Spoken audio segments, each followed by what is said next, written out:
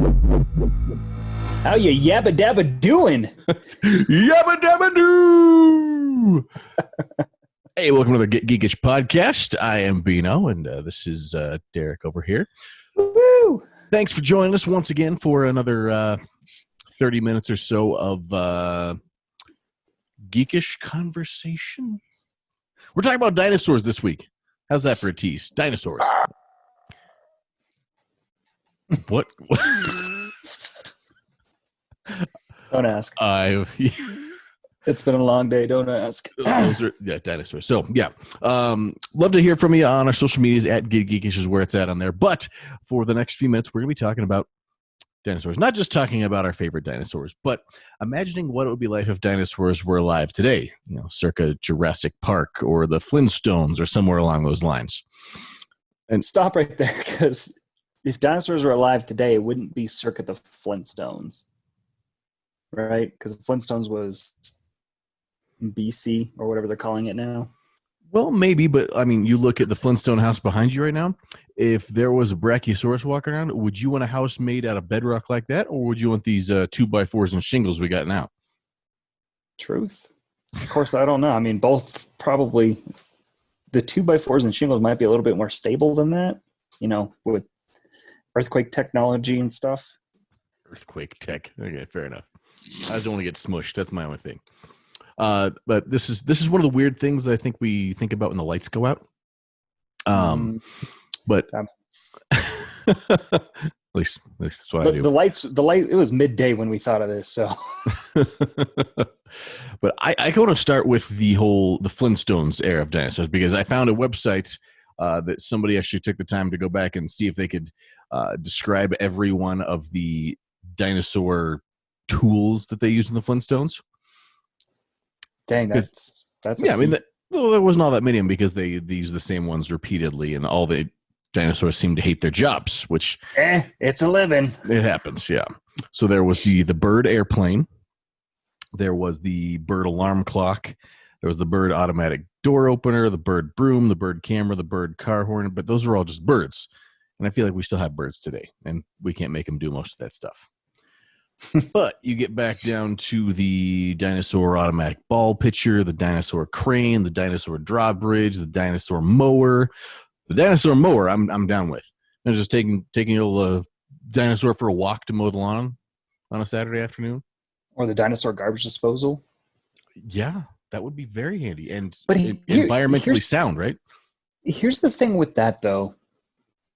They never said how they domesticated them or trained them to do those things. Because, I mean, you look at a circus right now, and yes, they can train them to do certain stuff, but then things still happen. So what's the mortality rate that your dishwasher or your garbage disposal is going to eat you? That's true. They have like the 8-legged octopus-looking thing dishwasher. There's only so far that positive reinforcement training can take you with an animal, I'm pretty certain. Yeah, making sure to scrub both sides of the silverware is probably not high on that list of things that animals are going to do on a regular basis. Well, and here's the thing too, because you said that I mean, in the cartoon and the movie, they said that they hated their jobs. They look miserable, and they're like, it's a living. Somebody's got to do it. That type of stuff. But we all know that doesn't last very long. Sooner or later, they're going to snap. And especially something cool, because if I recall in a lot of those episodes, especially Fred, he was not very nice to most of those dinosaurs. Mm-hmm. He's slamming them shut and banging on them and making fun of them and yelling at them. And yeah, it's only so long before the velociraptor ceiling fan you've got is going to come down and kill you in your sleep. So do you think that humans could coexist? I guess that's the question that we're trying to get at. Do you think we could coexist Flintstone style with the dinosaurs? Because I don't think we could, just because I see the way that people treat actual animals. So yeah, I was gonna say it would be awesome if it could, but no way in any dimension could that actually work out. Yeah, I was gonna say we treat each other horribly, so.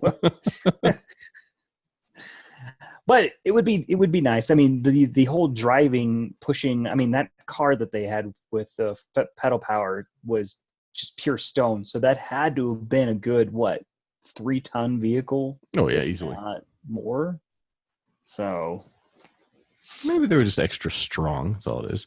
My question with the Flintstone animals is, you mentioned that they didn't really talk about how they domesticated certain ones and how awful some of those lives would be. Like, I felt bad when I had guinea pigs when I was younger and realized this little creature like never left this 3-foot cube for its entire existence. Like, that was its universe and it never left. I feel kind of bad for that. And this other one, you're like, okay, I got a woolly mammoth that is a vacuum, so it lives in the closet and it comes out once every 2 weeks, like, to clean crap off the floor, and I throw them back in the closet. but here's the thing too with that woolly mammoth, it's got to clean its own crap up. So that's what I wonder about. It's just stuck in the closet. Is it just like constantly recycling?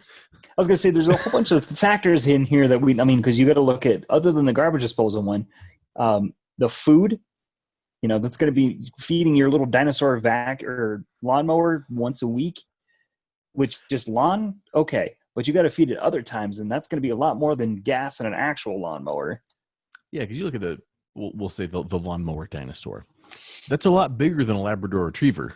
That's like 3 or 4 Labradors inside. So imagine how much food you have to feed that thing just to keep it going. And imagine how much dinosaur poo you'd have to clean up the lawn before you could even cut it. Although the lawnmower's a bad example because it could probably just eat the grass. Yeah.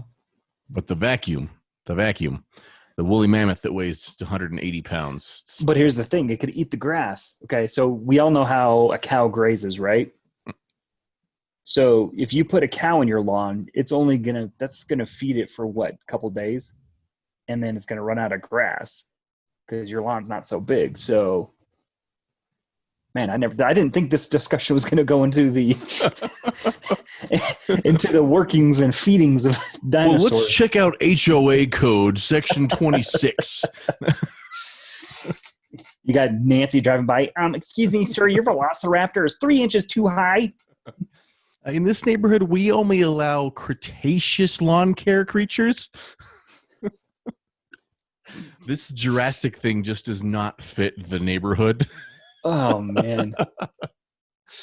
There's a whole lot of like factors that I guess I'd never really thought of with the Flintstone universe to make it work. And I guess the science was not sound. We can leave it. I guess that's part of the whole cartoon or cheesy movie motif or whatever. But now that you actually think about it, like it's the dungeon master fallback. How does that work? Magic. Yeah, it just does. I mean, you got to think too that dinosaur crane is going to be, you're going to have to feed that thing a lot. Plus, you're going to have the groups that are saying that's unethical to use that animal for lifting rock and stuff. That's a whole. Flintstones is the social unrest in Flintstonia is in Bedrock. Did I just call it Flintstonia? Wow. Yeah, you did. It happens. But so, what's your take of the Flintstone movies? They were entertaining when they came out, but they were. You even like Viva Rock Vegas or whatever? I didn't say I liked either of them. I said they were entertaining when I was I came when they were probably like 8-10 years old. They were not like, they were loosely based on the cartoon, which made me kind of sad. Like, just I feel like if they just would have made a live action version of what was the spy one of Fred Flintstone? Let me look up the name of that one. The cartoon one. Yeah, I have no idea. All I know is the second one. I was very disappointed that John Goodman and Rick Moranis did not come back. Yeah, that one had different characters. That was awful because they were cast looks wise. That was a perfect combination for them. Yeah. The Man Called Flintstone, 1966 animated movie where Fred is confused with a super spy. If they could have just completely turned that into a live action movie, I am down. Or even a live action movie of Flintstones Meet the Jetsons. Mm-hmm.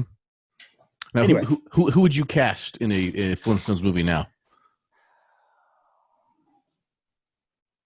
What's Kevin James as Fred, right? Oh, he's not a bad one. Paul Blart.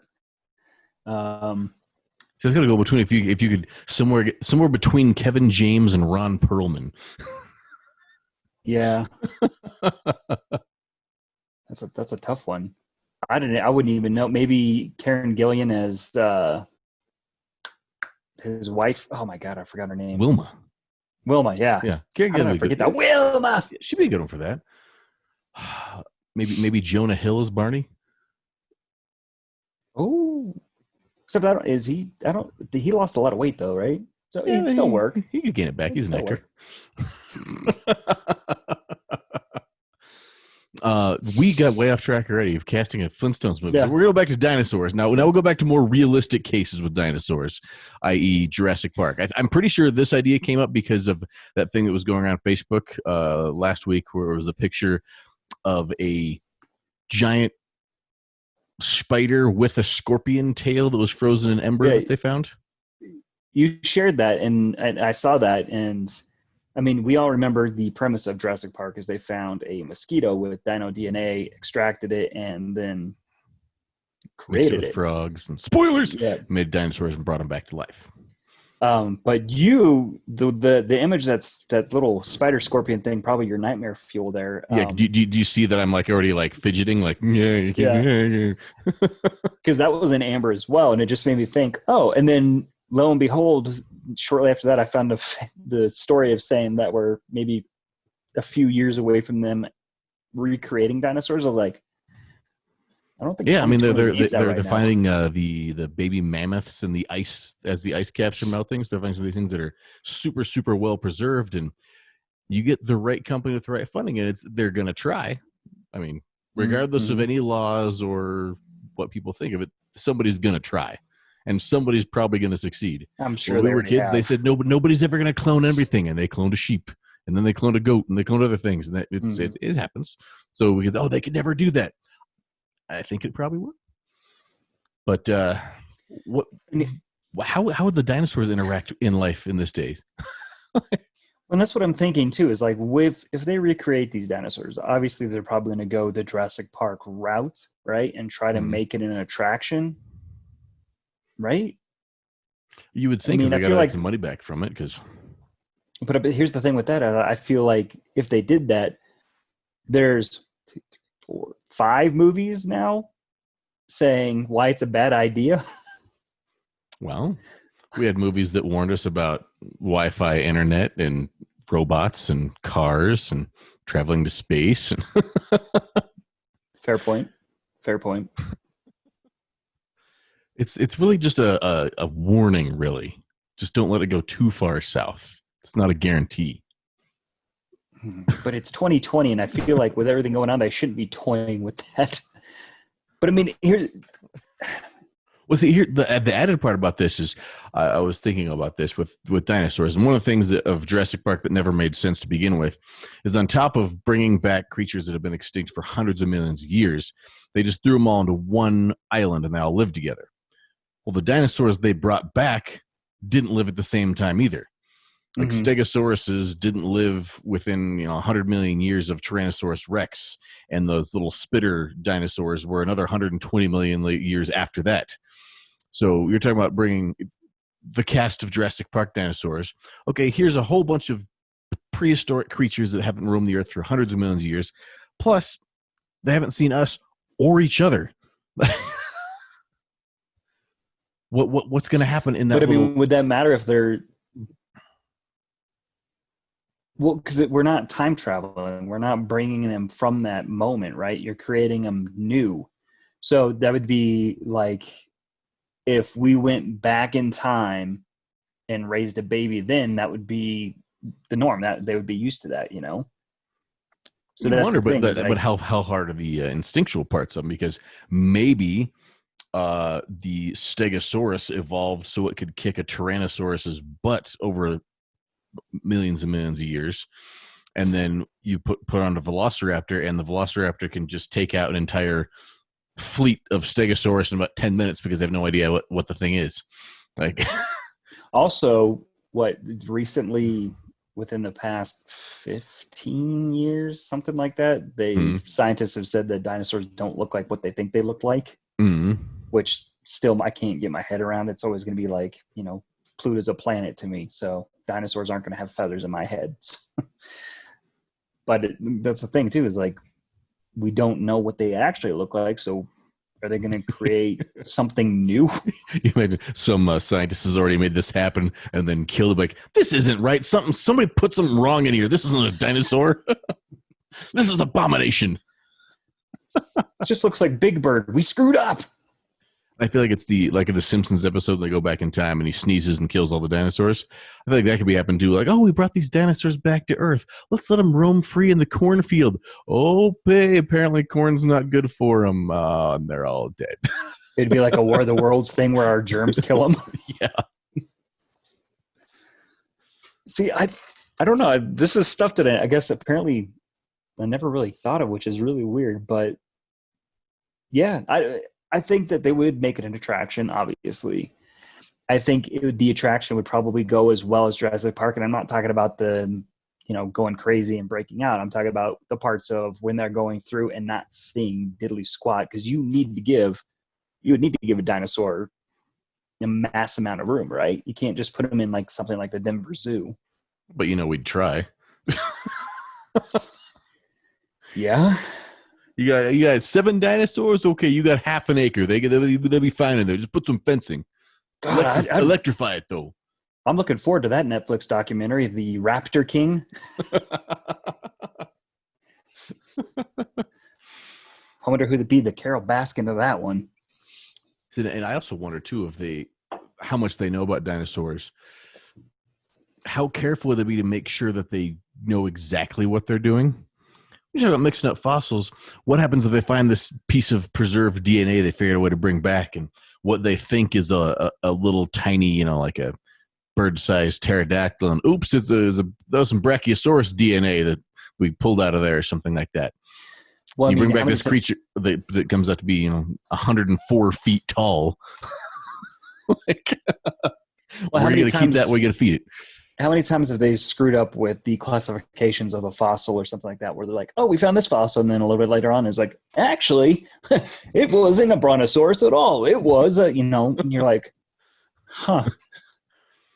Well, the book said herbivore, but we learned that the hard way. Sorry, Tom.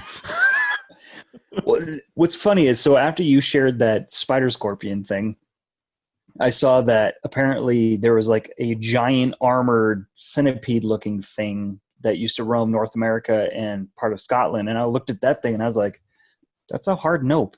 I mean, that thing was, I don't know. I didn't click the article. I just saw a picture of what it was supposed to look like. And that thing was long and it wasn't small at all. So, yeah, nature has some creepiness to it. That's oh, and here's to go even further too, with them trying to bring back dinosaurs. I hate to bring this up to you, but they're not going to start with the T-Rex. They're going to start with that little spider scorpion thing first because it's smaller. So, well, you would think that, but what happens when you get some overzealous CEO?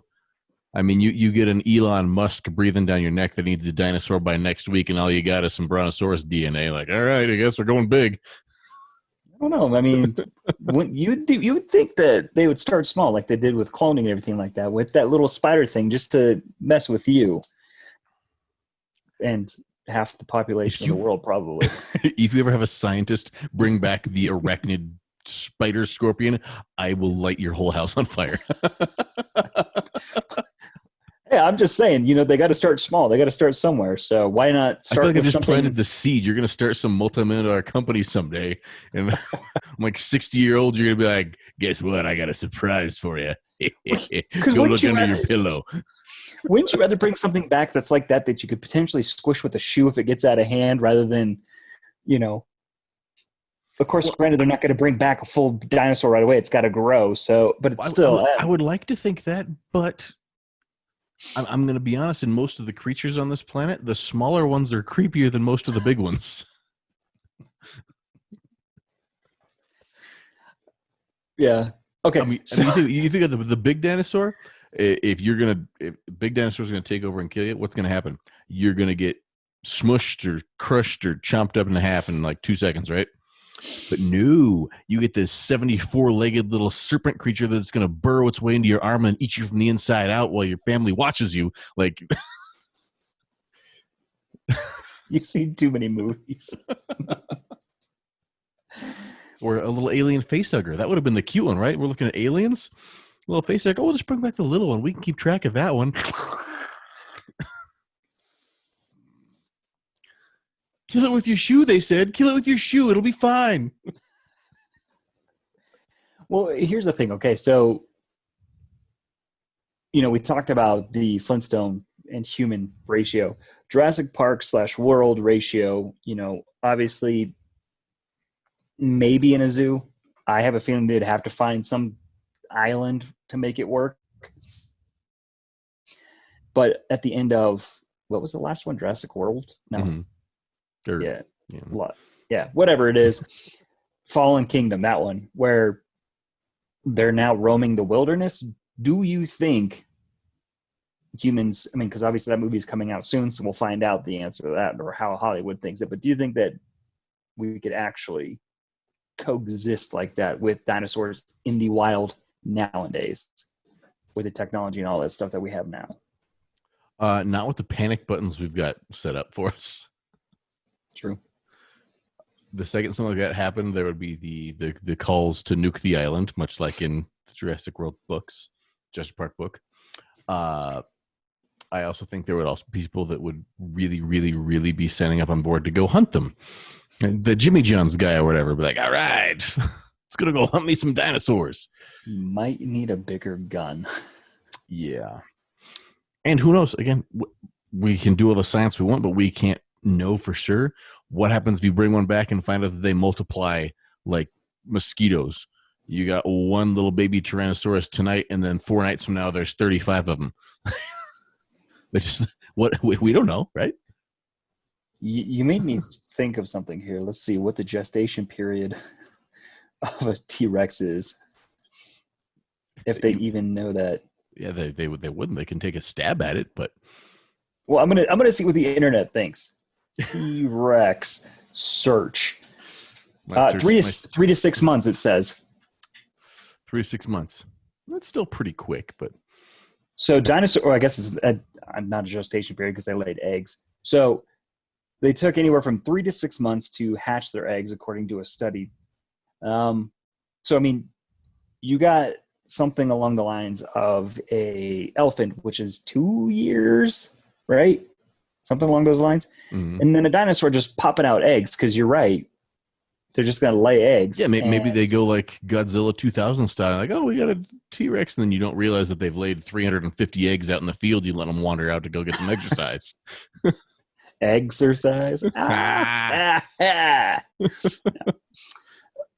I guess. I forgot about that movie. That being said, though, wouldn't a cute little herbivore dinosaur make a cute little pet? You just want your dinosaur lawnmower. That's all you want.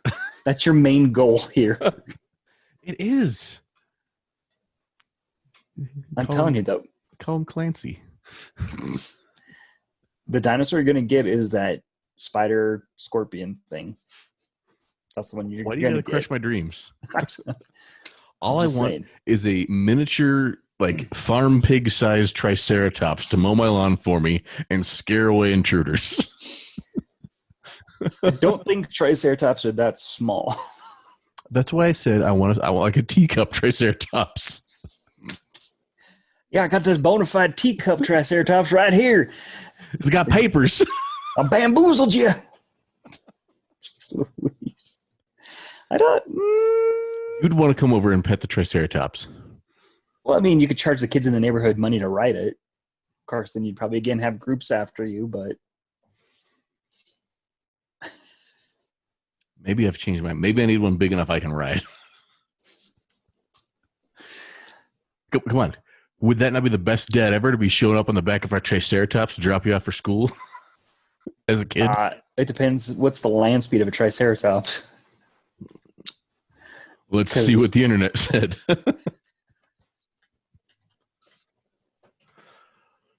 They say that a Triceratops should have been able to run about 20 miles an hour. So it'd take you. You'd have to get up a little bit early to get to school. I don't need a dead sprint. You can amble over there. I'm on a freaking Triceratops. You'd have to get one of those, like, you know how the golf carts have like the little enclosures for the winter. You have to put one of those on top of. Dude, you'd be a dino rider. See, this fantasy just keeps getting better. I didn't even think that we were going to talk about dino riders, but now, oh man, I was going to turn signals, but you're going to weapons on board. I'm going to that too. We're cool. What's warfare going to turn into? It's going to be dino riders, man. I love that cartoon. Okay. That's going to be an interesting way to win wars. And just think, 3 minutes ago, you were laughing at my lawnmower idea, but this is the catalyst. But this is exactly why. This is what would happen if we had dinosaurs in this day of age. It wouldn't be the Simpsons thing. It would be the dino riders putting ballistic missiles on a T-Rex's head and going into some country to control it. Yeah. That's what would happen. Hey, couldn't special forces use some of those hard-headed dinosaurs? I forget the name, that could ram into things that do the butting heads like rams. The whole premise of what was it? The first Jurassic World, where they wanted to use them for the military, where they're trying to weaponize the raptors and stuff. Mm-hmm. So yeah. But just instead of having to have a tank that goes through the door of a building, you just bring out the dinosaur and be like, "All right, Clyde, right there through those doors." Think of the jobs it would create. The Dino Wranglers. We could all be Chris Pratt. Yep. Except knowing our luck, first time we did this, we'd probably lose an arm and then learn the hard way. I was going to say, if we had a lawyer, our lawyer would be like quitting right now. You guys can't do that. I'm sorry. Well, you can, but I'm never coming back to work again ever. All right, so that's how this digressed. We started with what it'd be like to live with dinosaurs like the Flintstones, and now we went from lawnmowers and dino riders. Wholesome content to weaponized war machine dinos. This is why we could never coexist with the dinosaurs. Yeah, humanity would. I mean, look what they do to trucks. They jack them up and put a bunch of things on it. Now, oh, you got a stock T-Rex? I'll tell you what, man. This T-Rex over here, I souped that sucker up. Look at that thing blowing coal. Put some mutters on him. Triple bar him back. We're going town. Anyway, let us know what you think. Go hit up social media at Geekish. I'm not even sure which we have. Like, what dinosaur would you want to have in your life, and what would you do? Which route would you rather go? The have it work for you, or the? I just got, oh my god, they would have drag races now, IndyCar matches.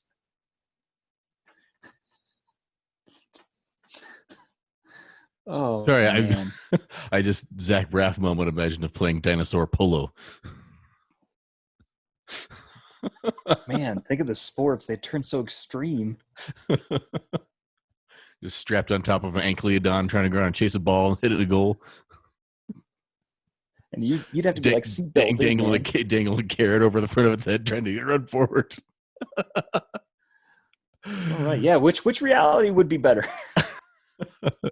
Let us know at Good Geekish. Thanks for talking dinosaurs with us, and we'll talk at you next week.